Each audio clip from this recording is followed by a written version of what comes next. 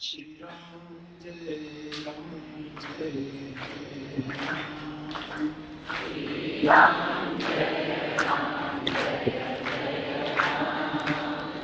Shri Ram Jai Ram Jai Ram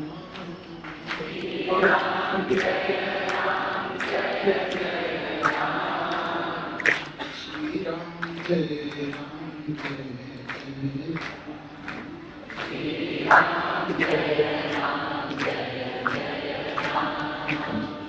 Mangal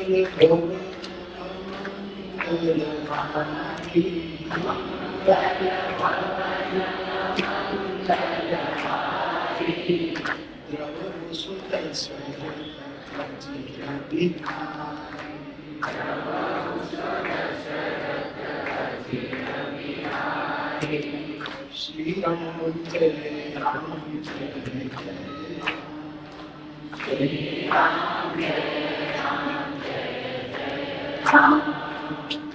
Jai Jai Jai Hanuman Gosai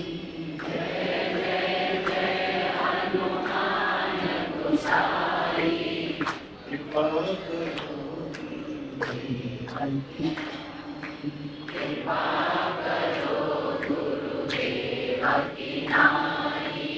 Shri Ram Jai Ram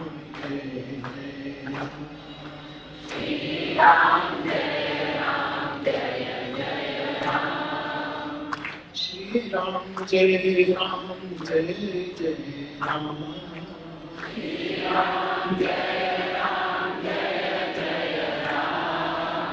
Shri Ram Jai Ram Jai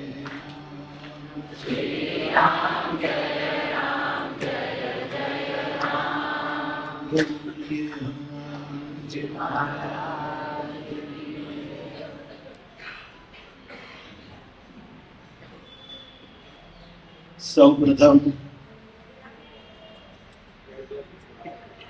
જેમને શ્રદ્ધાંજલિ સમર્પિત કરવા માટે આપણે પ્રતિવર્ષ ભેગા થઈએ છીએ એવા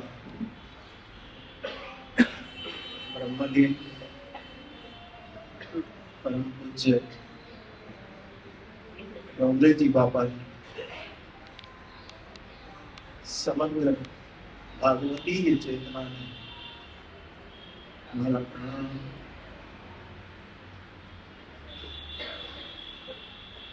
આ દિવસો દરમિયાન આ સેવા સંસ્કાર આશ્રમમાં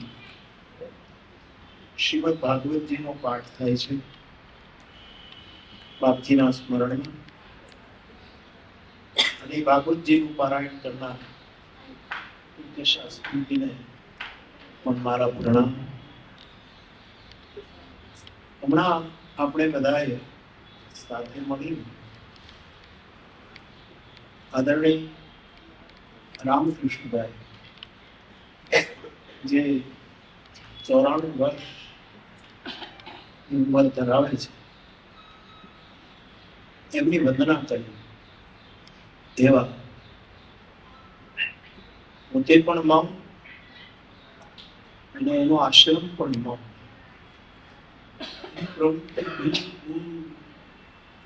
મૌન થતી રહી એવા રામકૃષ્ણભાઈ, એમને પણ મારા વંદન.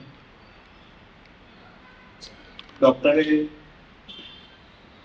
સંચાલન કરી માહિતી આપી, વગ્ર બાપાના શબ્દો ભગવતજીના શ્લોકો પારાયણ કર્યું. મારી પ્રસન્નતા વ્યક્ત કરું છું. આશ્રમના જયપ્રકાશભાઈ અને સૌ ટ્રસ્ટીગણ સૌને પણ આવી મોટી સેવા કરવા બદલ ખૂબ ખૂબ મારો રાજીપો વ્યક્ત કરું છું. પૂજ્યપાદ બ્રહ્મલીન ડોંગરેજી બાપા જે હમણાં થોડીક માહિતી આપવામાં આજે મેં પણ છાપામાં વાંચ્યું કે એમણે લગભગ 1100 કથાઓ.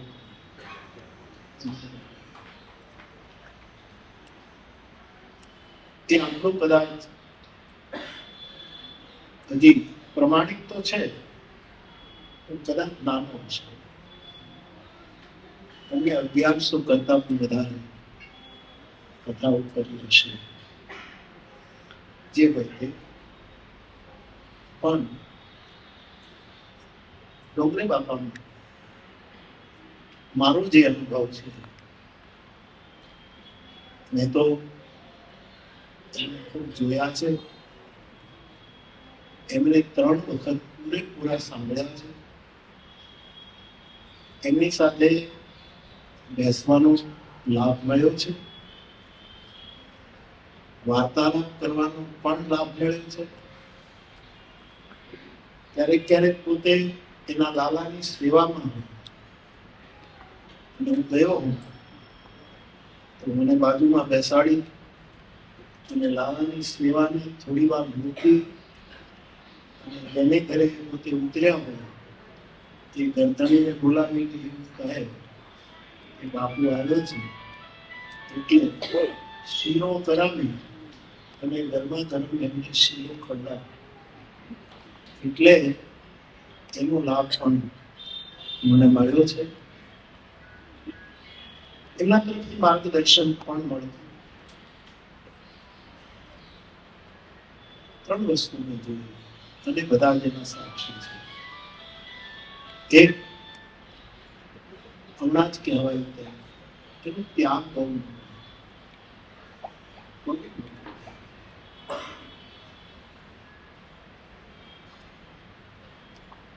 હમણાં 5-6 લઈને અમારી સરખામણી થઈ તો આપના હૃદયનો ભાવ છે અને એ મને નથી ગમતું એવું ખોટું દમ ભી નહીં કરવું, દમ શું કરવું, પણ એમની સાદગીની તુલે કોઈ નહીં.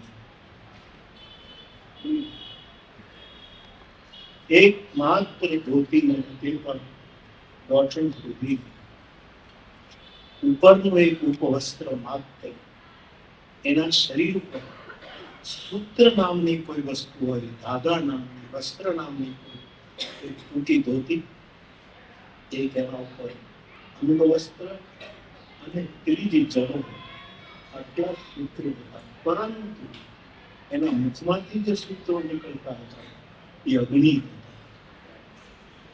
જેપી પારેખ હાઈસ્કૂલમાં જ્યારે હું ભણતો અને એના ગ્રાઉન્ડમાં બાપજીની કથા, મહેતા સાહેબે અમને બધાને કહ્યું કે અમારા પ્રિન્સિપલ કે કથા સાંભળી હોય એને સ્કૂલમાં હાજરી આપવાની જરૂર નથી. એટલે મારી સાથે જેટલા ભણતા હતા એને છૂટી મળી એટલે કથા તો ન સાંભળી પણ બીજે ક્યાં ગયા એ મને ખબર.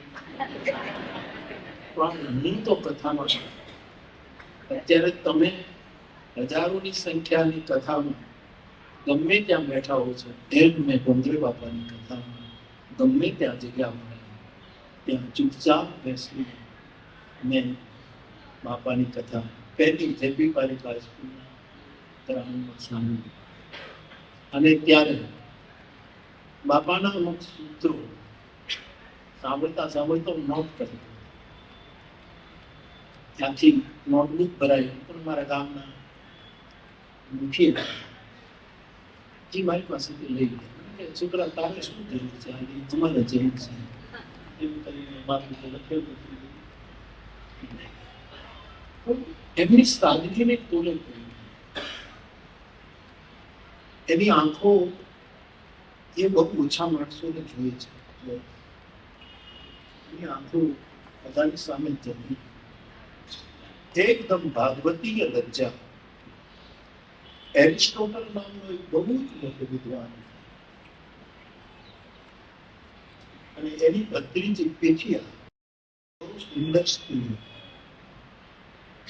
એનો આખો ઇતિહાસ છે. બહુ બાળી યુવા એને એક વખત એરિસ્ટોટલને લીધે આ યુવાન છોકરીની પાસે જઈને એક પત્રકાર પૂછે છે કે તમે મેકઅપ કરવાનું તમારા ગાલ ઉપર કયા રંગનો વધારે મેકઅપ તમે ઈચ્છો, ગુલાબી, લાલ, પીળો અથવા તો મિક્સ, કે તમારો શોખ કયો છે તમારા ગાલ? તમે આટલા સુંદર છો, પછી મેકઅપ કરો તો વધારે સુંદર લાગો, તમને કયો રંગ તમારા ગાલ ઉપર મેચ થાય, તમે કયો રંગ પસંદ કરો? 5 મિનિટ પછી પીથિયા એવો જવાબ આપ્યો કે લજ્જાનો રંગ.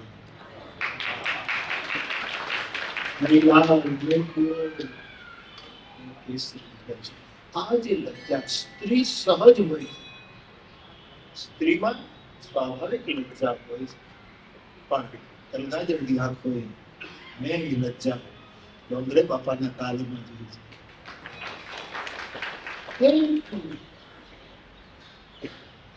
જેને સાંભળ્યા છે એને બધાને ખબર છે કે વચ્ચેથી આવતા, અને એ વખતે એ સરળ કે આ લોકો શાંતિથી ચાલવા દે. હંમેશા ગાડી મંડપના પહેલા છેડે ઉભી રહે, ત્યાંથી પોતે ઉતરે, અને પગમાં તો કઈ પહેરતા નહોતા, એની માળા અને એક નાનકડો રૂમાલ એના હાથમાં હોય, અને બીજી નજરથી આખો મંડપ પાસ કરી અને પોતાની મારું કહેવાનું હાલ કે એની સાદગીની તોલે મેં જ્યારથી જોયા એના પહેલા એમના કાશી અધ્યયન વખતે વૃંદાવનમાં અખંડાનંદ સરસ્વતીના આશ્રમમાં પણ ઘણું રહ્યા. એમણે અખંડાનંદ સરસ્વતીજીની ઘણી કથાઓ પણ સાંભળી, ક્યારેક ક્યારેક એમને ઉલ્લેખ પણ કર્યો છે.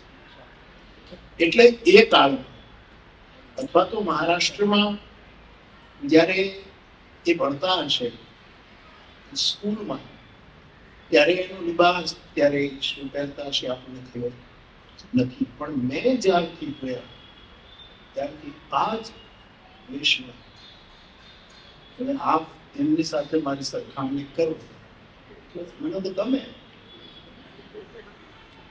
મને નથી ગમતું, તમે કીધું મને નથી સારું લાગતું, એવું ફોટો દમ કરવાનું. તમે ડોંગરેની સાથે મને સરખાવ્યું, કોઈ ટાપુની સાથે નથી સરખાવ્યું. તો નહીતર એક બેને મને કહ્યું, પત્રકાર બેને, કુરુક્ષેત્રમાં કથા કહેતી, એમને ઘણા પ્રશ્નો ટીવી ઇન્ટરવ્યુ અને ઘણા પ્રશ્નો, ત્યારે મારી દાઢી કાળી, એકદમ કાળી દાઢી, એટલે એ વખતે મને કહે, બાબુ તમારી સફેદ દાઢી પછીથી જે મને એને વાતચીત કહ્યું વર્ષો, કે તમારી સફેદ દાઢી કરતા કાળી દાઢીમાં મેં તમને જોયા છે, એમાં તમે બાપુ નથી લાગતા, ડાકુ લાગો.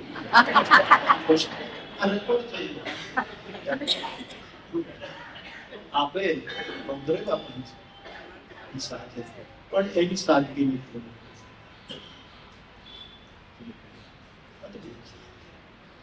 એનો આહાર સાદો, એનો વ્યવહાર સાદો, એની રહેણી કરણી એકદમ અને જેના તરફ એને ભાવ જાગે એના ઉપર એનું વર્ષી કરે. મારા અનુભવ કહું તો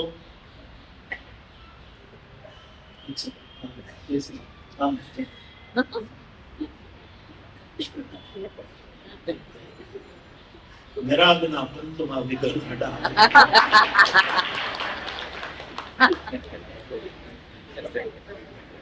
એક વખત અમદાવાદમાં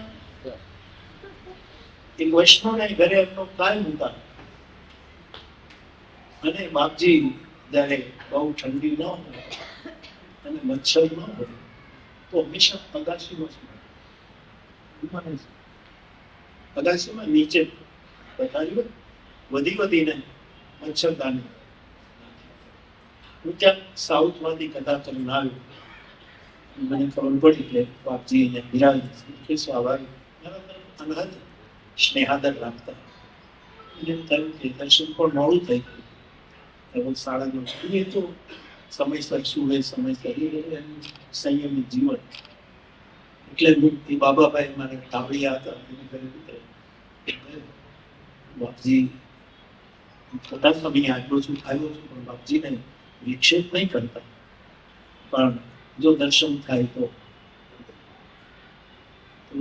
એક જણે જવાબ આપ્યો તો સુઈ ગયા છે. જેમ મને મળવા આવો તમને જવાબ મળે છે. સુઈ ગયા છે. એ તો બધું ચાલતું હોય છે. તો એક જણે તો ના પાડી દીધી, એટલે મારા પ્રણામ કહી દીધું, આ સિવાય કહી દીધું. પણ એમની પાસેથી ગંધણી નીચે આવતા હતા, એને વાત સાંભળી. એને કીધું બાપુ બાપુ એક મિનિટ. એ પાછા બાપજીની પાસે ગયા. એને કીધું કે મુરારી બાપુ તમે છે બાપજીને ડિસ્ટર્બ નહીં કરતા, અને જોવાની સમય કહ્યું અને તમને બાપા બોલા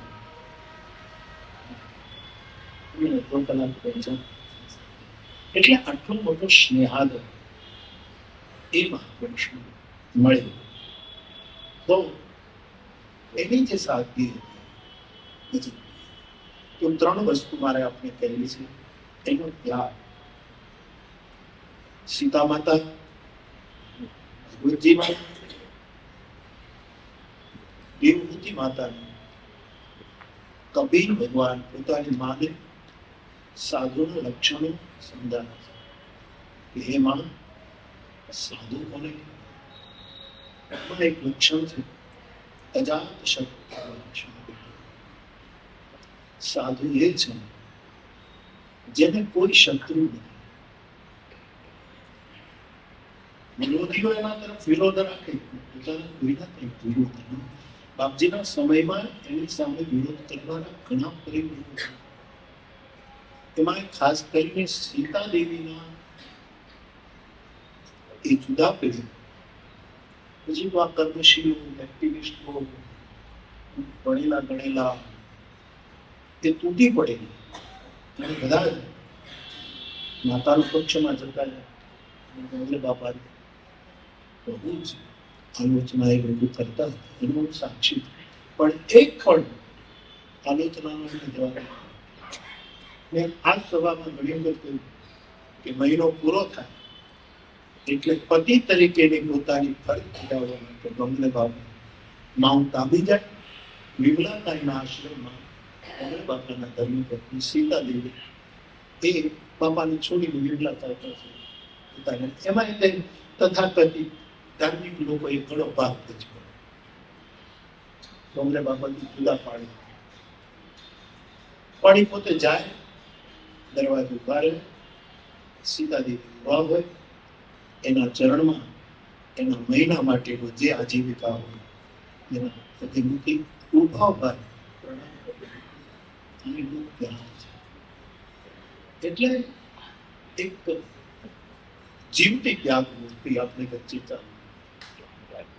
ત્યાગે જેને વિગ્રહ ધારણ કર્યો, એક શરીર ધારણ કર્યું, એવી. બીજું, ડોંગરે બાપા તપસ્વી, બહુ તપસ્વી. કલાકો સુધી એમના પૂજા પણ થોડા કર્મકાંડી હતા. મહારાષ્ટ્રીયન બ્રાહ્મણ હંમેશા કર્મકાંડી.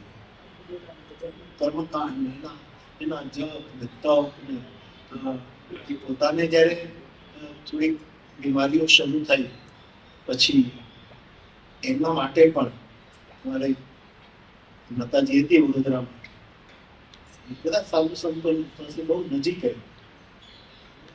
મને પણ એમના વાત્સલ્યનો લાભ મળ્યો. પછી એક માત્ર એ માડીને ડોંગરે બાપા કહેતા કે તમે ઓમ નમો ભગવતે વાસુદેવાય ના આટલા જાપ. એ માડી એના માટે આટલા નજીક હતા પછી. અને પછી વડોદરામાં મારે આવવા જવાનું થયું, કથાઓ. પછી ડોશીમાં મને પણ મળે, મારા ઉપર પણ એટલું હતું. તો મને એક દિવસ પૂછે તમારે કાંઈ જાપ કરે? ઉંમર થશે ત્યારે દેશી મારી જરૂર લાગતી નથી. પણ બાપજી કર્મકાંડી બ્રાહ્મણ મહારાષ્ટ્રીય બ્રાહ્મણ આ વસ્તુ વળી અમુક નિયમ એમાં બાંધછોડ ન કરે. એમાં કોઈ બાંધછોડ કરી હોય તો ક્યારેક ક્યારેક એમનો બ્રહ્મ રોષ પણ કરે. બ્રહ્મ રોષ આપણે બ્રહ્મ રોષ તો એવા એક ત્યાગ મૂર્તિ અને તપસ્વી શું ખાતા હતા? અહીંયા મણિમોહનવાડીમાં કરતા બીજી મેં સાંભળી, મણિમોહનવાડી બીજી સાંભળી, ત્રીજી કથા મેં તળાજામાં સાંભળી. અને એ બધાને એમ કહેતા કે જીવનમાં સુખી થવું હોય તો મગ ખાઓ, મગ ખાઓ. અને પછી બાપજી એમ કહેતા કંઈ શબ્દની સાથે એની બહુ અમારી જેમ ક્રીડા ન હોય, શબ્દની સાથે ખેલ ન કરે, પણ એક સ્વાભાવિક ક્યારેક બોલતા કે મગ ખાઓ અને મગ ખાતા ખાતા મગનું ઉલટું કરો એટલે ગમ. જીવનમાં મગ ખાઓ અને ગમ ખાઓ એટલે કે જતું કરો, ગમ ખાઈ લો, કોઈ કંઈ કાંઈક કીધું તો ભૂલી જાઓ. આ મગ અને ગમ આ બે શબ્દો, મગ ખાઓ અને કમ, આ વાત કરતા ગમ ખાઓ. તો બહુ જ મોટું તપસ્વીપણું, એટલે બહુ જ જવાબદારીપૂર્વક છે કે એ ચાલતા હોય તો જીવતું જાગતું એક તપ ચાલતું હોય. તપ વિગ્રહ હતા, તપસ્વી હતા. ઉપવાસ ને એના વ્રતો એને લીધે જ એની તબિયત થોડીક રહેતી. આ છે ને આવા મહાપુરુષો પ્રેક્ટિકલ ઓછા હોય. એ જે પકડી લઈને પછી મૂકે નહીં એનો ભોગ થોડાક બાપા બન્યા. બહુ જ ખાવાનું એવું, બહુ તપસ્યા ઉપવાસ આ તે પરિણામે ડાયાબિટીસનો એ ભોગ બન્યા. પણ એટલું સારું હતું કે કોઈ વૈદ પછી કાળા જાંબુ બહુ ખાતા. કોઈક વૈદે કીધું કે બાપુ ડાયાબિટીસ માટે કાળા જાંબુ બહુ સારા, અને એનો તમે યુવાનીમાંથી થોડોક ડાયાબિટીસ થઈ ગયો તો બહુ સાધુ છે ને, બહુ મીઠા હોય એટલે ડાયાબિટીસ તો એના કોઠામાં જ હોય. કડવું તો હોય જ નહીં એના જીવનમાં, ન વાણી કડવી હોય, ન આંખ કડવી હોય, ન એના હાથ કડવા, ન પગ હોય, એનામાં કડવાશ તો હોય જ નહીં. એટલા બધા ભગવાન જેટલો કૃષ્ણ મધુરાધિપતે રખીલમ મધુરમ, જેનું બધું જ મધુર, એના ગુણગાન ગાનારા પણ એકદમ મધુરતાથી નખશીખ. એટલે ડાયાબિટીસને ઈચ્છા થાય કે આના શરીરમાં આપણે જઈએ તો આપણને સારું પડશે એના, તો ડાયાબિટીસ. પણ એ જાંબુ ખાય છે. તમે એનો ફોટો જોજો એક જુવાનીનો, એ જાંબુ ખાય છે. ડોંગરે બાપાને જાંબુડા ખાતા જોવા. પરવળનું શાક બહુ ખાય, પરવળનું શાક. આ જેટલું હું જાણું છું એટલું કહું, આમાં એક ગપ્પું નથી. નહીં તો તમને ખબર નથી કે બાપાની સાથે કેવા. પણ મારો જેટલો અનુભવ છે એનું 75% હું તમને કહું, કારણ કે એ ચેતનાની હાજરી નથી, ક્યાંક મારાથી અપરાધ ન થઈ જાય એટલે 75%. જાંબુ બહુ હસતા. અને એટલે કે બહુ જ મોટા તપસ્વી. એ બીજાને શીરો ખવડાવે, પોતે ન ખાય. એ બીજાને કેસરવાળું દૂધ પીવડાવે, પોતે ન પીવે. ચાનો તો સવાલ. હવે તમે કેમ મારી સરખામણી એની હારે કરી?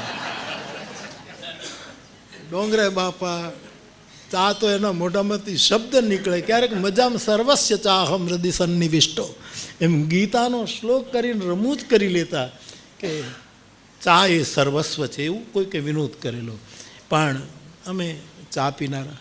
પણ એક વસ્તુ ચોક્કસ કે તમે થોડીક સરખામણી કરી, એનું એક પાસું સાચું એ છે કે ડોંગરે બાપા ભાગવતજીની જ કથા કરતા. એકાદ બે વાલ્મીકી રામાયણની ક્યાંક કથા કરી હોય એવું મેં સાંભળ્યું, બાકી ભાગવત જ કથા. ભાગવત માટે પોતાનું જીવન એમણે અર્પણ કરી દીધું, ભાગવતમય. પણ એની પાસે હવે એ વખતે શું હતું, મને કહેતા આનંદ થાય છે, તમે ખોટો અર્થ નહીં કરતા. આમાં ઘણા જન્મ્યા નથી. ભાઈએ કીધું ને કે હું જન્મ્યો નથી, ત્યારે મેં જોયા પણ નથી, એટલા આમાં હશે.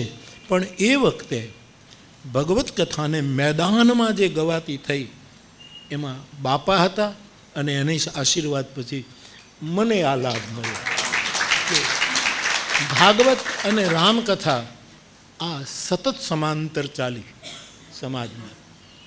તો એની પાસે કોઈ કહે કે બાપુજી આપ રામાયણની કથા કરો, તરત જ એના મોઢામાંથી પહેલું વાક્ય નીકળે કે રામાયણની કથા કરાવવી હોય તો મોરારી બાપુ પાસે જાઓ. આ મહાપુરુષ છે. અને ક્યારેક બહુ એને કોઈ નજીક કે દૂર હોય જ નહીં, પણ છતાંય કોઈ વૈષ્ણવ અતિ આગ્રહ કરે કે બાપુ પાસે તો સમય મળે ન મળે, કેમ જવું, આમ તેમ વગેરે વગેરે, તો એ મને ખાસ કહેવડાવતા. અમારે રામકૃષ્ણભાઈ આપને ખબર હોય, સંભળાય છે ને? ઠીક છે. આપણે વલ્લભભાઈ વેરાવળ, એ બાપજીની બહુ નજીક વલ્લભભાઈ. હવે શ્રાવણ મહિનામાં આખો મહિનો વેરાવળમાં કથા કરું, વલ્લભભાઈ જ વ્યવસ્થા. એ વલ્લભભાઈ થ્રુ કહેવડાવે કે મોરારી બાપુને કહેજો ને કે આ વૈષ્ણવ બહુ સાચા વૈષ્ણવ છે, એની એક રામકથા કરી દે. અને બાપા કહેવડાવે એટલે હું કરી દઉં.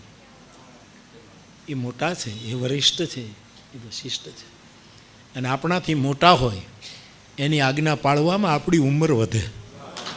જે દિવસે તમે તમારા મોટાની આજ્ઞા અને એના આદેશને પાળશો, તે દિવસે વિધાતાને જે ઉંમર લખી હશે એમાં ફેરફાર કરવો પડશે. અને જેમ ઇન્ક્રીમેન્ટ આપે એમ વિધાતાને એમાં ઇજાફો કરવો પડે. તો એવી બાપજીની કહેવેલી મેં 10-15 કથાઓ કરી જે એમણે કહ્યું હોય એવી. તો એક તો ત્યાગ, બીજું તપસ્વી પણ.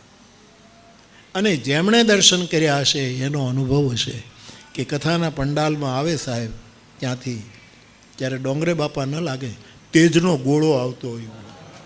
એક તો ગૌરવર્ણ હતો, આપ જાઉં જેણે જો એકદમ ગૌરવર્ણ બાપજીનું, એકદમ ગૌરવર્ણ. અને જે આમ નીચું જોઈને આમ જ આવતા હોય, કોઈની સામે જોઈ આમ કરતા કરતા પણ આપણને એમ લાગે કે તેજનો જાણે ગોળો આવતો હોય એવું મારી આંખો એ જ. એટલે કે બાપજી ત્યાગ, તપ અને તેજસ્વીતાનો એક વિગ્રહ હતો. એવું એક હાલતું ચાલતું મહત્ તત્વ આપણી વચ્ચે હતું, જેને આપણે જોયા છે, જેને આપણે સાંભળ્યા છે. એવા બાપજી. એક વખત મેં આ વાત પુનરુક્તિ પણ થતી હશે પણ કહું કે પાર્લામાં આવો ઉથાવાળા આપણા પ્રતાપભાઈ, ઉથાના આપણે પ્રતાપભાઈ બાપજીના ખાસ, એ કપોળ વાણિયા કે જે કંઈ હોય તો પ્રતાપ, એનું ગામ ઓથા આપણું, એને ઘરે જ પાર્લામાં ઉતરે. અને મને જ્યારે જ્યારે સમય મળે ને બાપજી હોય એટલે હું પ્રણામ કરવા જાઉં જ, કોઈ દી ચૂકું નહીં. પછી મળાય નહીં, એ વ્યસ્ત હોય તો વાત જુદી છે, પણ હું જાઉં છું. એટલે એને ત્યાં હું ગયો. હવે બાપજી સામાજિક સેવા બહુ કરે. કથા કરી દે, સંસ્કૃત વિદ્યાલય ચલાવે, કથા કરી દે. 2 જગ્યાએ એની કથાનો સમર્પણ બહુ રહેતું. એક તો અન્ન ક્ષેત્ર તમે કરો તો કથા આપે, અને એક સંસ્કૃત પાઠશાળા કરો તો કથા આપે. આ 2 માટે એણે આખું જીવન લોકોને ફંડ કરી આપ્યું. પછી કેન્સર માટે પણ કર્યું હોય, એવી સંસ્થાઓ માટે પણ એમણે કથાઓ કરી હોય. પણ એના જીવનમાં એ કથા માટે જ કથા કહેતા હોય એવું લાગે. સામાજિક કાર્યોમાં એને બહુ રુચિ નહીં. એ સોંપીને વયા જાય, પછી અન્નક્ષેત્ર ચલાવો, સંસ્કૃત પાઠશાળા, પછી આપીને જતા રહે. એવો એનો ત્યાગ હતો. આપણા વિચાર યજ્ઞના આચાર્ય જેને હું કહું છું, સમર્થ સાહિત્યકાર ગુણવંત શાહ, એ તો કટાર લેખક છે, ઘણું લખ્યું છે, કેટલા ગ્રંથો એમણે સમાજને આપ્યા છે. એમને કથાનો સંગ એટલો બધો નહીં, પણ મારા તરફની આત્મીયતાને લીધે એ કથા થોડાક રસિક બન્યા. અને પછી એમણે કથાનું જે મૂલ્યાંકન કર્યું, એક વિચારકની દૃષ્ટિમાં રામકથા કે કૃષ્ણ કથાનું એક મૂલ્યાંકન થાય છે. એ કોઈ ભાવુક માણસ નથી કે ગેલછા આવી જાય ને એ કથાની ચર્ચા કરે. પણ એમણે જે મૂલ્યાંકન કર્યું એ મારે આપને કહ્યું એ ડોંગરે બાપાને ફિટ થાય છે. ગુણવંતભાઈ એમ કહે છે કે કથાનો હું શ્રોતા નથી. બાપુને ક્યારેક ક્યારેક 2 દિવસ સાંભળ્યા હોય, ક્યારેક આમ ઉત્તરકાશીમાં સાંભળ્યા હોય, વડોદરામાં સાંભળ્યા હોય, આમ સાથે બેઠા ચર્ચાઓ થતી હોય, કાંઈક લેખો લખ્યા હોય, એ વાત જુદી છે. કોઈ ગ્રંથ લખે ને પછી તલગાજરડાને અર્પણ કરી દે એ વાત જુદી છે. એ એમની આત્મીયતા. પણ એમણે જે મૂલ્યાંકન કર્યું કે ભગવાનની કથામાં 3 વસ્તુ મને દેખાણી. ગુણવંત શાહ કહે છે, 1 રસ નિષ્પત્તિ. ભગવાનની કથા રસ પેદા કરે છે, કારણ કે પ્રભુ રસો વૈસા છે. ભગવાન રસરૂપ છે, રસરાજ છે. તો રસની નિષ્પત્તિ થાય છે. હવે અમે કથા કહીએ તો લગભગ અમારી અદા જુદી છે, અમારી પ્રસ્તુતિ જુદી. બીજી એક વાત વચ્ચે કહું કે ડોંગરે બાપા એવી કથા પદ્ધતિ એણે ઊભી કરી કે એના પહેલાં આવી પદ્ધતિ નહોતી, અને અત્યારે એના જેવી કોઈ નકલ કરી નહીં શકે. એક જુદી જ એની શૈલી હતી. મારા અનુભવ પ્રમાણે એમાં બીજો કોઈ રસ નહોતો આવતો. ન વીર રસ આવે, ન અદ્ભુત રસ આવે, હાસ્ય રસ ના આવે, શૃંગાર તો લગભગ આવે જ નહીં, બીભત્સ તો સવાલ જ નથી, અદ્ભુત રસ ના આવે. આવા જેટલા રસના કેન્દ્રો છે. કરુણ રસ જરૂર આવે, કરુણ રસ. પણ મારી દ્રષ્ટિએ કથાકાર તરીકે પણ આજે વર્ષોથી બોલું છું અને બધાને સાંભળું છું, એટલે થોડોક નિર્ણય હું કરી શકું. એટલે એની કથા કેવલ શાંત રસમાં જતી હતી, કેવલ શાંત. એમાં આરોહ અવરોહ બહુ આવે જ નહીં. હવે તમે એની કેસેટો સાંભળશો તો ખ્યાલ આવશે. એમાં વીર રસ આવી ગયો હોય ને, અદ્ભુત રસ આવ્યો હોય ને, આવું કશું તમને નહીં લાગે.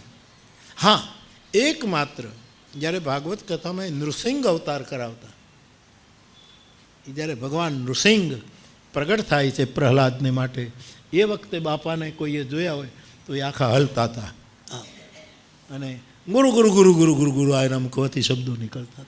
આ એના શબ્દો છે. અને એકદમ એમનું શરીર, પેટ પણ મોટું હતું અને આખું વિગ્રહ આમ હલે. ત્યારે મેં જોયું કે બાપજીમાં વીર રસ આખી 7 દિવસ કે 8 દિવસની કથામાં એક જ વખત દેખાય. કેવલ શાંત રસ. જેમ અમારે રામાયણમાં લખ્યું, ધરે શરીર શાંત રસ જાય છે. કેવલ શાંત રસમાં ચાલે. એના કીર્તનો આપે સાંભળ્યા હશે તો શ્રીમન નારાયણ નારાયણ અને હરે કૃષ્ણ 2 જ કીર્તન, અને ધીરે ધીરે ધીરે ધીરે ચાલે. અને 15-20 મિનિટ જ્યારે કીર્તન, નહીં કોઈ વાદ્ય, નહીં સુરતાલ, કંઈ નહીં, અને એક આમ સન્નાટો છવાઈ જતો હતો સાહેબ. એવો શાંત રસ. તો ભગવાનની કથા ગુણવંતભાઈ કહે છે એ મને બાપજીમાં દેખાય. રસની નિષ્પત્તિ કરે, રસ પ્રગટાવે. અને કયો રસ? શાંત રસ. અને શાંત રસમાંથી જ બધા રસો પેદા થતા હોય, અને બધા રસોનું વિસર્જન પણ અંતે શાંતમાં જ થતું હોય. પછી પાયો પરમ વિશ્રામ, શાંત રસમાં એને સંકેલી લેવાનું. તો બાપજી રસની નિષ્પત્તિ કરતા હતા. હું ઘણી વખત બાપજીની નકલ તો કરાય જ નહીં, પણ એની ગાયકીને લીધે હું ઘણી વખત કીર્તન કરાવું છું. અને ત્યારે આજ અમે કરાવીએ, અમારે તો વાદ્યો હોય, બધું હોય, પણ તો પણ અમે જે બીજા કીર્તનો કરાવીએ છીએ એના કરતાં બાપજીની શૈલીથી એની ઢબે જ્યારે કીર્તન કરાવીએ ત્યારે એક જુદું જ વાતાવરણ સર્જાતું મેં મારી કથામાં જોયું છે. ત્યારે ડોંગરે બાપા છવાયેલા હોય એવું આપણને લાગે.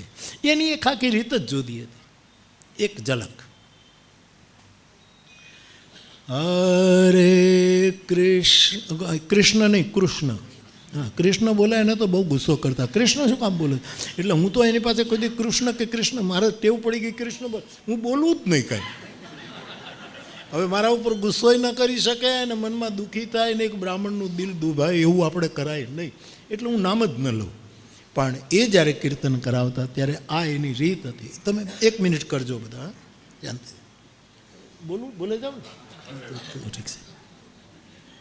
હરે કૃષ્ણ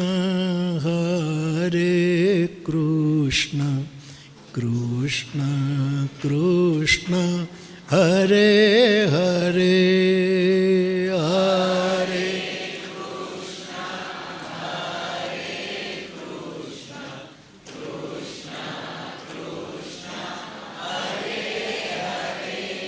એ હરે રામ રામ રામ હરે હરે હરે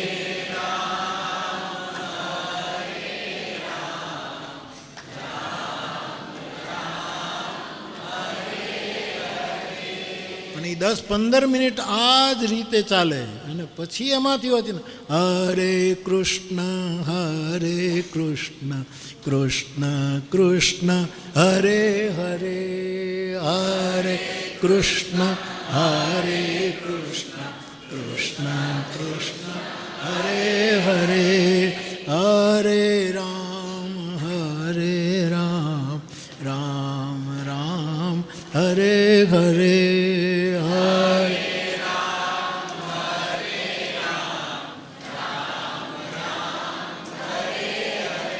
હું આપને કહેવા માંગુ નિરંતર શાંત રસમાં કથા ચાલે.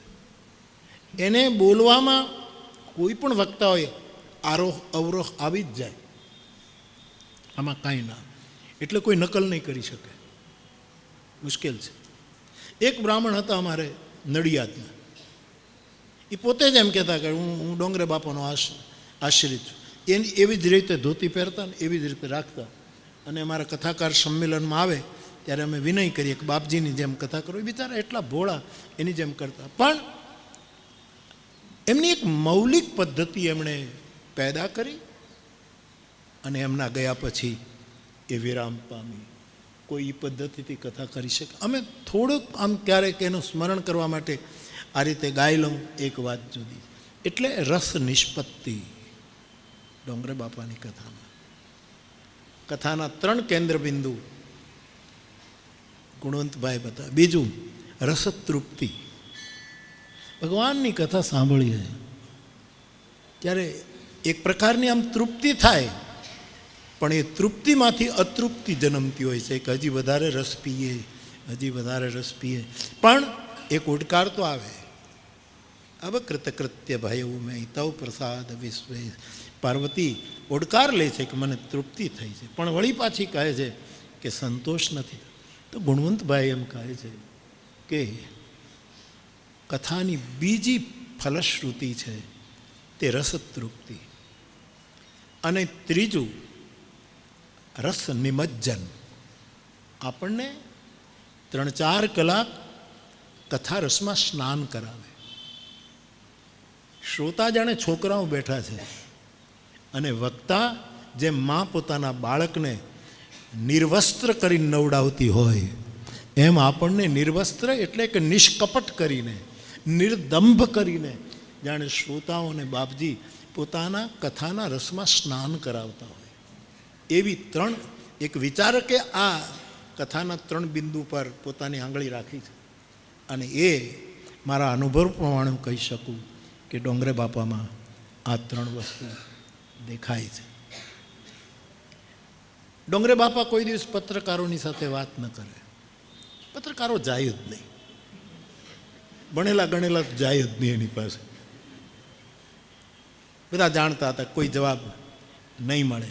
પરંતુ વડોદરાની કથામાં એક વખત કોઈ કારણસર 1-2 પત્રકાર આવ્યા, બહુ ભક્તિભાવથી આવ્યા, બાપજીને પ્રણામ કર્યા, જય શ્રી કૃષ્ણ કર્યા, અને પછી કહ્યું બાપજી 1-2. તો ડોંગરે બાપાએ કહ્યું કે નહીં નહીં નહીં, તમે કથા સાંભળો.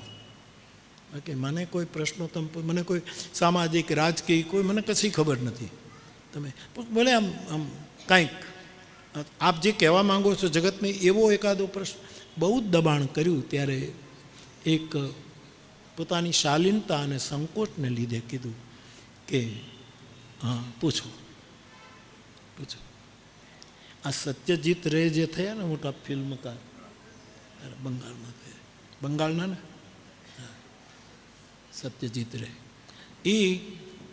એના ફિલ્મમાં કોઈ નવો હીરો પસંદ કરવો હોય તો એને એક જ પ્રશ્ન પૂછે કે ઘણી વખત તો હીરો થવું છે, ફેમસ થવું છે, કમાણી કરવી છે, અનેક ભાવ હોય ને પોતાના. એટલે સત્યજીત રે એક પ્રશ્ન પૂછતા કે તારો આ પિક્ચરમાં પ્રવેશ કરીને તારું અંતિમ ધ્યેય શું છે? આ પ્રશ્ન પૂછતો સત્યજીત રે એના ઇન્ટરવ્યૂમાં. એટલે એ સ્વાભાવિક પોતાનો હેતુ હોય કે મારે બહુ મોટો હીરો થવો છે, લોકપ્રિય થવું છે, મારી આટલી ફિલ્મો ટિકિટ બારી ઉપર સફળ વગેરે વગેરે સ્વાભાવિક છે એવું બધું કહે. અને સત્યજીત રે એને પાસ નહોતા કરતા કે પછી આવજો એમ કરીને, તમે જઈ શકો છો એવું એવું. આ તમે જઈ શકો છો ને એ વાક્ય મને બહુ જ હાડમાં બેસી ગયું છે. કારણ કે હું નાનો હતો ત્યારે રાજકોટ રેડિયો સ્ટેશન ઉપર સ્વર પરીક્ષા આપવા ગયો કે ભાઈ રેડિયો ઉપર પછી પ્રોગ્રામ આપીએ એવું. એટલે હું ગયો, એટલે મને રૂમમાં બેસાડ્યો અને એમાં સામેથી ઓલો જે હોય આપણને ઈશારા કરે એમાં આપણે બોલવાનું હોય, એકદમ પેક એ વખતની સ્વર પરીક્ષા. તો 5 મિનિટ એણે અમુક પ્રશ્નો પૂછ્યા અને અમુક ગવડાવ્યું, મેં ગાયું ને એણે મને કીધું તમે જઈ શકો છો, આજની ઘડીને કાલનો દિવસ. એ વાક્ય મને યાદ. એટલે ટૂંકમાં પછી અઠવાડિયા પછી તલગાજરડા આકાશવાણીનો પત્ર આવ્યો કે તમે પાસ નથી થયા. અને હવે એ બધા ડબલા લઈ લઈને મારી પાછળ ફરે છે કે રેકોર્ડિંગ કરાવો, રેકોર્ડિંગ કરાવો, રેકોર્ડિંગ કરાવો. સમય હોય છે સાહેબ, એનો ધોખો ન હોય. હા, એ તો કાગબાપુનો. એ તો અહીંયા હાઉસિંગ બોર્ડમાં એની આખી ટીમ આવી, 15 દિવસ રોકાણી અને આખી રામાયણના અડધા કલાકના બધા પ્રસંગો આકાશવાણી પાસે આપણું પૂરી રામાયણ છે ને. ક્યારેક ક્યારેક શ્રાવણ મહિનામાં ને એમાં ગાતા સરવાણ કાર્યક્રમમાં ભગત બાપુનું તો છે જ, કાગ બાપુનું, અને પછી એ થયેલું છે. પણ એ 15 દિવસ મેં એને હાઉસિંગ બોર્ડમાં બેસાડ્યો, તમે અહીંયા બેસો, મને સમય મળે ત્યારે રેકોર્ડિંગ કરાવું. પણ એ સમય હોય છે. હા, સમય બલવાન હૈ નહીં પુરુષ બલવાન, કાબે અર્જુન લૂંટ્યો યહી ધનુષ યહી બાણ. સમય એવું હોય. આજે મને હમણાં જ તે કોણે આ જઈ તે પૂછ્યું, કોણે પૂછ્યું કે હા કોણે પૂછ્યું, હા આપણે અમે અમારા ઓશોના સંન્યાસીઓને ખટમંડુ અમે ફોન કર્યો હમણાં નિલેશને ઘરે. તો એ એક દંપતી મને વિડીયો પર કે બાપુ આમ જીવનમાં બધું અપડાઉન થાય છે, ઉપર નીચે થાય છે, અમારા ગુરુ સમર્થ છે, આપની પાસે પણ અમે આવીએ છીએ, છતાં એમ બધું ઉપર નીચે બહુ થાય છે. એટલે આવા અમારા સમર્થ ગુરુ છે અરુણ સ્વામી, અને છતાંય આવું કેમ થાય છે એવો મને હમણાં જ કલાક પહેલાં પ્રશ્ન. મેં કહ્યું ભાઈ કે એનું તમે પોઝિટિવ લો. આ તમે જે ઉપર નીચે થાવ છો ને એ તમારો ગુરુ ન હોત તો ક્યારના પડી ગયા હોત. હજી તમારામાં ઉપર જવાની ને નીચે આવવાની જે આ મૂવમેન્ટ છે એ તો અરુણ સ્વામીને લીધે છે, તમારા ગુરુ. તમે અને હકીકત આ ફોસલાવાની વાત નથી, આ જ સત્ય છે. કોઈક આપણી પાસે છે એ આપણને પડવા નથી દેતો, કસોટી થાય ઉપર. અને સાહેબ આ અમારે આ ભૂતનાથનો મેળો જૂનો અમે જતા ત્યારે, તો એમાં ફજેત ફાળકામાં તમે બેસો, એ ફજેત ફાળકો આમનામ રહે તો તમે બેસ જાઓ, પૈસા આપો. એ વખતે તો એક આનામાં આપણને ફેરવતા, આ 60 વર્ષ પહેલાંની 70 વર્ષ પહેલાંની વાત કરું, એક આનો આપો એટલે તમે પછી આમ ફરે જ નહીં, એમને બેસી રહ્યો 15 મિનિટ. તો શું અર્થ છે? એ તો ફરે, ઉપર જાઓ, નીચે આવો. એન્જોય કરવું હોય તો અપડાઉન જરૂરી છે, પરંતુ સાથે સાથે કોઈ બુદ્ધ પુરુષનો સાથ હશે તો આપણને ડિપ્રેસ નહીં થવા દે. એ બધા જ ઉતાર ચઢાવ જે આપણા જીવનમાં હોય એમાં આપણને બહુ જ પ્રેરણા મળે. તો સત્યજીત રે ઓલો જે આવ્યો એને કીધું તારું જીવનનું ધ્યેય શું? ઓલાએ કીધું કે મારે ફેમસ થવું છે ને આમ ને તેમ ને. એટલે સત્યજીત રે તો બંગાળીમાં કીધું હશે પણ કે તમે જઈ શકો છો. એટલે એ મને જે વાક્ય આકાશવાણીવાળાએ કહેલું એ મને યાદ છે. પરંતુ પછી સત્યજીત રેને કોઈએ પૂછ્યું કે તમે બધાને આ પ્રશ્ન પૂછો કે તારું લક્ષ્ય શું છે.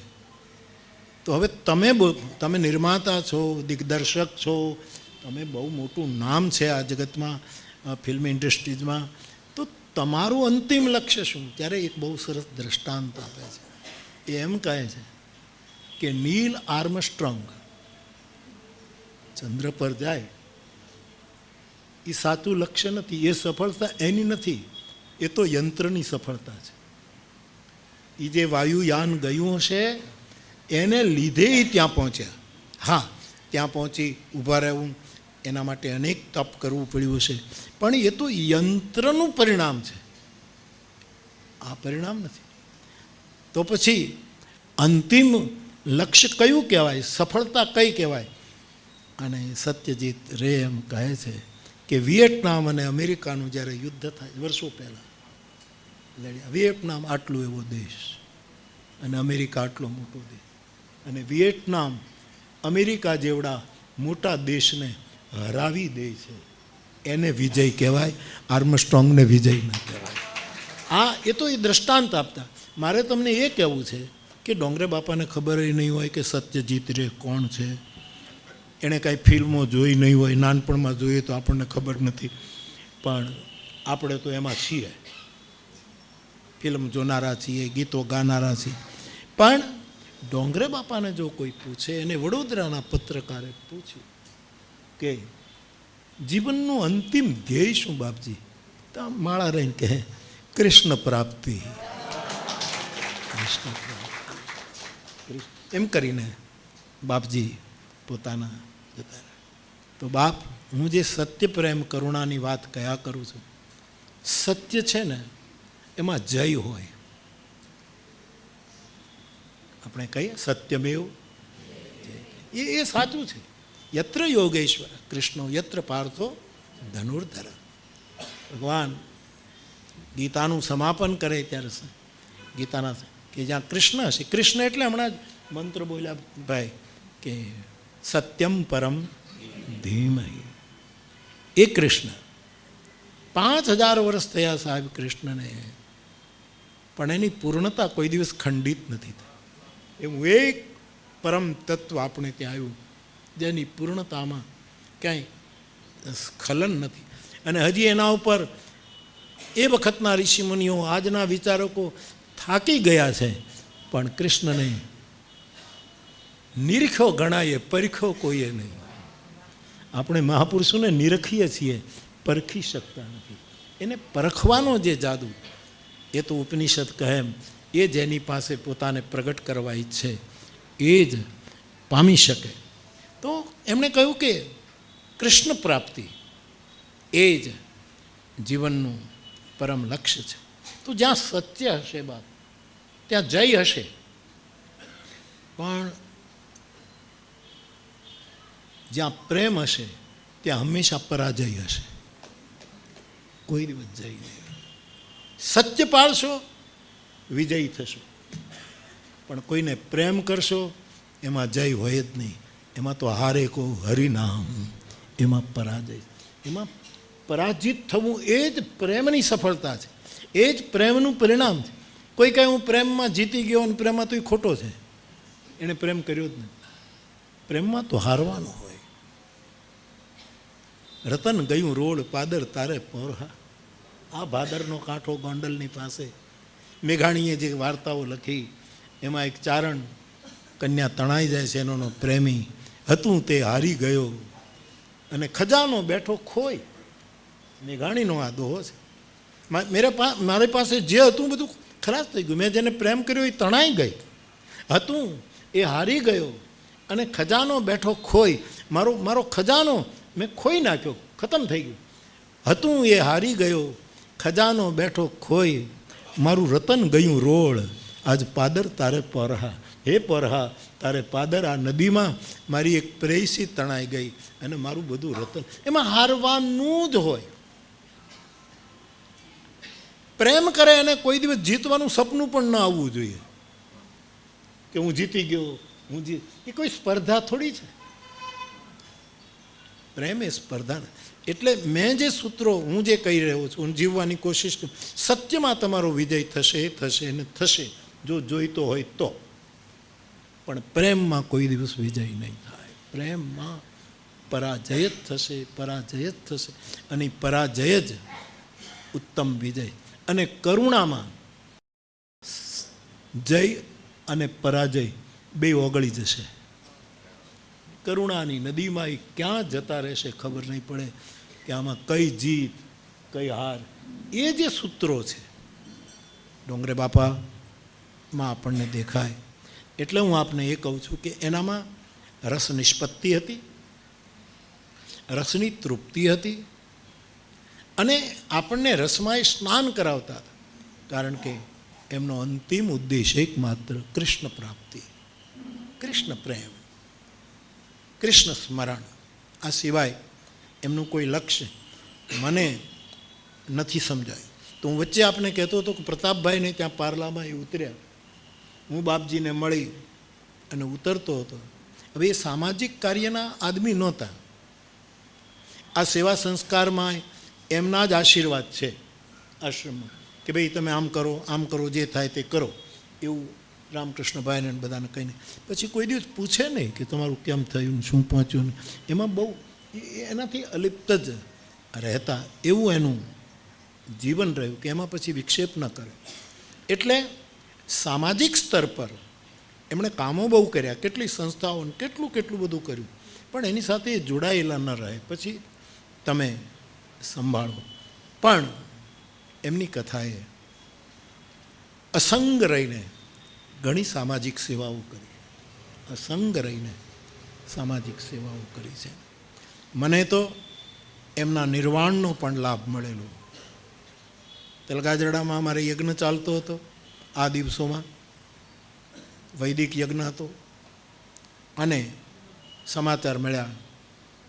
મેં ઘણી વખત કહ્યું છે કે છેલ્લે નડિયાદ હતા સંતરામ મંદિર, અને એમણે શીઘ્ર સંન્યાસ લીધેલો કે મને સંન્યાસ આપી દો. અને નારણદાસ બાપુ નડિયાદના મહંત એ વખતે, અને ત્યાં એમને 2 મિનિટમાં શીઘ્ર સંન્યાસ આપી. એ વ્યવસ્થા છે આપણે ત્યાં. કારણ કે બાપજીને એમ હતું કે મારે હવે સંન્યાસ, એટલે 5 મિનિટ પહેલાં એમણે શીઘ્ર સંન્યાસ લઈ લીધો. પછી એમણે એમનું શરીર શાંત થઈ ગયું, અને એમની ઈચ્છા હતી કે માલસરમાં મારું પેલું કરજો. મને સમાચાર મળ્યા, અને સ્વાભાવિક મારા તરફ આટલો બધો એમનો સ્નેહાદર હતો, અને નડિયાદ પહોંચતા કેટલો સમય લાગે. પણ વહેલી સવારે નીકળીને હું માર ત્યાં પહોંચ્યો. પણ હું ત્યાં પહોંચ્યો ત્યાં એમને સમાધિ આપી દેવામાં આવેલી. અને પછી એમના ભાઈ પ્રભાકર ડોંગરે, બાપજીના ભાઈ, એ બોલે ચાલે બિલકુલ ડોંગરે બાપા જેવા જ લાગે. પ્રભાકર ડોંગરે, એમને જ્યાં ડોંગરે બાપા રહેતા હતા વડોદરામાં, એમને હું મળ્યો અને શ્રદ્ધાંજલિ. એટલે કે એના નિર્વાણ સમયે પણ મને અંતિમ દર્શન ન થયા, પણ હું હાજર રહ્યો હતો. પછી મોડી રાત્રિએ પાછો આવ્યો. તો એમના જન્મની મને ખબર નથી, પણ નિર્વાણની ખબર છે. શંકરાચાર્ય ભગવાને નિર્વાણ અષ્ટક લખ્યું, પણ આ માણસ એ 8 પગથિયા ક્યારે ચડી ગયા કોઈને ખબર પડી નથી નિર્વાણના. અને સંતરામ મંદિરના ખૂણામાં શીઘ્ર સંન્યાસ દ્વારા એ અષ્ટક એણે પોતાના જીવનમાં ચરિતાર્થ કર્યું. એવી એક આપે જે શબ્દ વાપર્યો એ બિલકુલ યોગ્ય, યુગ પુરુષ. લોકો એમને સુખદેવજીનો જ અવતાર ગણતા હતા કે સુખદેવજીનો એ અવતાર છે. એવા યુગ પુરુષનું સ્મરણ પ્રતિવર્ષ આ દિવસે આપણે બધા મળીને કરીએ છીએ. એ આપણા બધાનું અહોભાગ્ય છે. અને આ આશ્રમમાં તમે જુઓ, બાપજીના વિચારો એ સંકીર્તનમાં બહુ માનતા. ભાગવતજીનો જે અંતિમ શ્લોકની વાત હમણાં યુવાને કરી કે ભગવાન કૃષ્ણનું છે, તમે આ આશ્રમમાં બને જેટલી થાય એટલી સેવા કરો. ઉપર સંકીર્તન, નીચે સેવા. અખંડ આટલા વર્ષોથી. અને આ બે જગ્યાએ બાપજીમાં એકાદ વખત હું ચૂક્યો, એકાદ વખત ક્યાંક હું ભૂલી ગયો તારીખને કોકને, ત્યારે એક વખત આટલા વર્ષોમાં હું અહીંયા આ તિથિએ નહોતું, એક વખત હનુમાન જયંતિમાં. એટલે આમ છે ને, આપણે જીવ છે ને અખંડ ન રહી શકીએ, ખંડિત થાય એ સારું. બાકી આટલા વર્ષોથી ઉપર અને નીચે બેય જગ્યાએ મને લાભ મળે છે. ઉપર સંકીર્તન ચાલે છે, નીચે મૂંગી સેવા ચાલે છે. અને આ બધા યુવાનો વડીલના આશીર્વાદ લઈને એ સતત સેવાના કાર્યો કુબેરનાથ ભગવાનના આશીર્વાદથી ચાલે છે. આમાં બાપજીના ખૂબ જ આશીર્વાદ છે. એવા બાપજીના આજ આ દિવસે એમને મારી ખૂબ ખૂબ, મેં પહેલાં પણ કહ્યું, મેં એમની પાસે તલગાજડાની કથા માંગેલી. એ પ્રતાપભાઈને ત્યાં તો સામાજિક સ્તર પર, પણ મને એટલું જ કીધેલું કે બાપુ તમે જુવાન છો અને થોડાક કથાકારો ભેગા થઈ અને કાંઈક એક સંસ્થા કે એવું કાંઈક કરું, એ એના વિચારો હતા. અને પછી હું નીચે ઉતરું, ત્યાં કૃષ્ણશંકર દાદા ઉપર જતા હતા, અમારા નીચે ગાડી પાસે ભેગા થયા. અને મેં કૃષ્ણશંકર દાદાને કહ્યું બાપુ આ કરવા જેવું છે. મેં કીધું બાપજીએ કહ્યું છે. પછી અમે ત્રિવેણી નામની સંસ્થા સ્થાપી, જેમાં અમે બધા કથાકારો ભેગા થતા અને 2-3 દિવસ બધી સંવાદ કરતા. તો એવું ક્યારેક સૂચન એ પોતે કરતા. તો મેં આવો ઘનિષ્ઠ સંબંધ હતો એટલે મેં વર્ષો પહેલાં બાપજીને કહી દેલું કે બાપજી તલગાજડામાં એક ભાગવતની કથા આપ ન કરો, આવી મેં વાત કરી. અને સાહેબ એ જ મિનિટે એણે હા પાડી કે આપને એને મને જ્યારે અનુકૂળ હશે. અને હા પાડી. ઓથામાં કથા હતી, ડોંગરે બાપાની ઓથામાં કથા થઈ, અહીંથી 10 કિલોમીટર દૂર. એટલે ત્યાં હું ગયેલો ને ત્યાં મને કહેલું કે હા આપણે કરશું. પણ પછી એ જોગ લગ્ન ન થયું ને ટૂંકમાં તો મેં જ ઊંધું નાખ્યું એવું કે એમાં એનો 1008 રામકથા પેવેલિયનમાં. અને 5મે 6ઠે દિવસે વળી મને શું સૂજ્યું એટલે મેં દલિતોને કીધું કે બધા આવીને પોથીની આરતી ઉતારો. આ મેં જાહેરાત કરી. અને જેને કોઈ દિવસ દેવ મંદિરમાં પ્રવેશ ન મળે એવો દલિત સમાજ કૂદી જેણે એ દ્રશ્યો જોઈ કૂદીને બધા વ્યાસપીઠ ઉપર આવ્યા અને એમની પાસે આરતી. હવે એને આ રીતે ડોંગરે બાપા સુધી કોઈ વાત પહોંચાડી હોત તો એ મારા ઉપર બહુ રાજી થાત. પણ અમુક લોકો ને એણે ખોટી રીતે બાપજીના કાનમાં નાખ્યું કે બાપુ તો હવે વર્ણાશ્રમમાં માનતા નથી, આની પાસે આરતી ઉતારી એને વ્યાસપીઠ ઉપર આમ એ બધું એ જૂના જમાનાના બધા એમાં ખોટા ખ્યાલો બાપજીના કાનમાં કોકે નાખી દીધા. અને પછી બાપજી નારાજ તો શું થાય, પણ હવે એને ગમ્યું નહીં હોય, ગમ્યું. પણ એ તો શીઘ્ર સંન્યાસ વખતે હું હાજર નહોતો, નહીંતર શીઘ્ર સંન્યાસ વખતે હું પૂછત કે બાપજી મારા તરફ કોઈ કટુતા, તો એમ કહે નહીં કોઈ કટુતા નથી, હું મુક્ત થઈને જાઉં છું એવું કદાચ કહે. પણ આવું નજીકવાળા બધું આવું બહુ કરી નાખે, આવું થતું. કારણ કે એ બધા છે ને અમુક છે ને એ લોકો એમ અમુક અવતારો થાય એમાં આવાના અવતારો થાય. એનું અવતાર કાર્ય જ આ હોય કે અહીંથી અહીં લગાડવી, અહીંથી અહીં લગાડવી. અને ટૂંકમાં તલગાજડાને એ લાભ ન મળ્યો. મને કોઈ દી ના ન પાડી, પણ મેં પછી જ્યારે મળું ત્યારે વિનય કરું, પણ જવાબ ન મળે, હસતા હસતા વાત ટાળી દે, સમજી જાઉં કે બાપજીને આ વસ્તુ ગમી નથી. ખેર એ એમના વિચારોથી મારું પગલું થોડુંક જુદી રીતનું હતું. અને તો બાપ એવા એક યુગ પુરુષ ડોંગરે બાપા, એના પુણ્ય સ્મરણમાં આપણે પ્રતિવર્ષ ભેગા થઈએ છીએ અને એમને અંજલિ આપીએ છીએ. એ આપણા બધાનું અહોભાગ્ય છે. એ ત્યાગીને, એ તપસ્વીને અને એ તેજસ્વીને હું મારા હૃદયની શ્રદ્ધાંજલિ સમર્પિત કરું છું. આપણને એની ચેતના આશીર્વાદ આપે અને આપણું હરિભજન વધે એવા એની પાસેથી આપણે આશીર્વાદ પ્રાપ્ત કરીએ. પૂર્ણમદ પૂર્ણમિદમ પૂર્ણાત પૂર્ણમુદચ્યતે પૂર્ણસ્ય પૂર્ણમાદાય પૂર્ણમેવા વશિષ્યતે. ઓમ શાંતિ શાંતિ શાંતિ. સાધુ સાધુ સાધુ. સૌને પ્રણામ. જય શ્રી રામ.